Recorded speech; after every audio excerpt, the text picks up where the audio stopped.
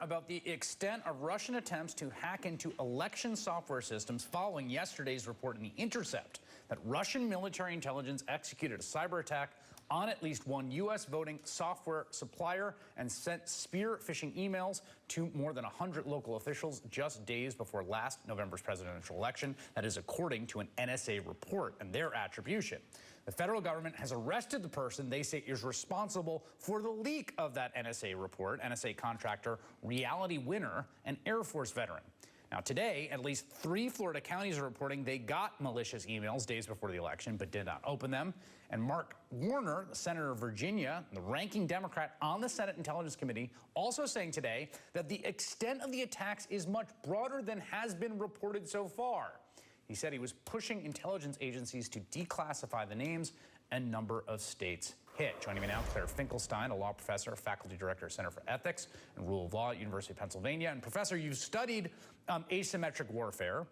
You were quoted today talking about the scope of this as a revelation, that the tentacles of this operation beyond just campaign emails that were leaked, which again was a pretty intense incursion.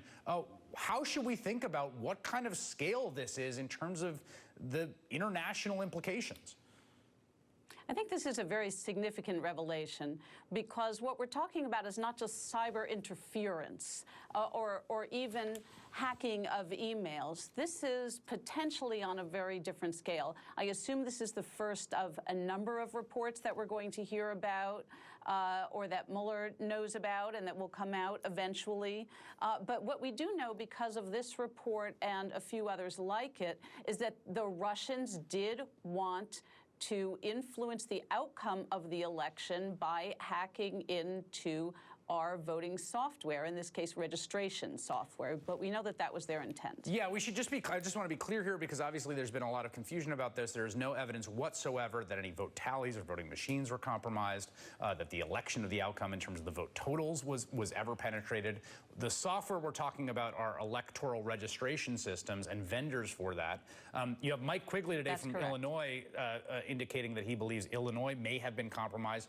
But I also thought about the reports we had of the White House that they didn't know just what the Russians were planning in the run-up to this thing, even as they were attributing the hacks on Podesta and the DNC to them. You wonder about what their calculation of was with the chaos that Russia might have been able to pull off if indeed these reports are accurate. That's right. And this is a whole new scope, right? We're used to the covert operations.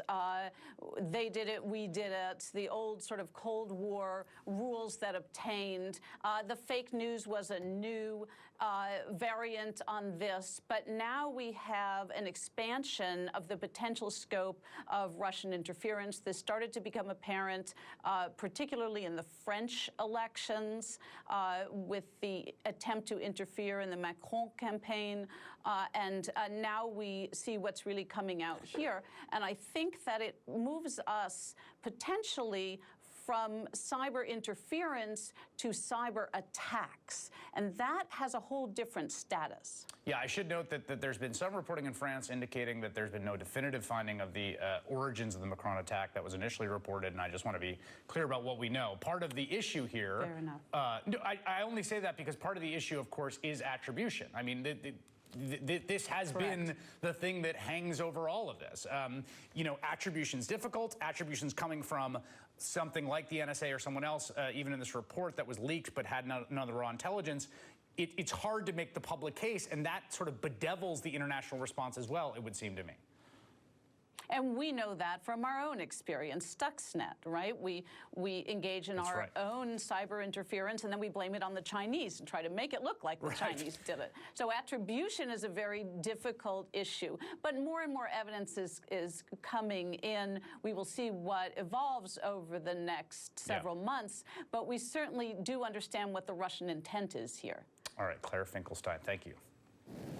Ahead, could we see a new Trump care bill in the next month? Senator Sherrod Brown on what his Republican colleagues are up to and what he says is the active sabotage of Obamacare coming up.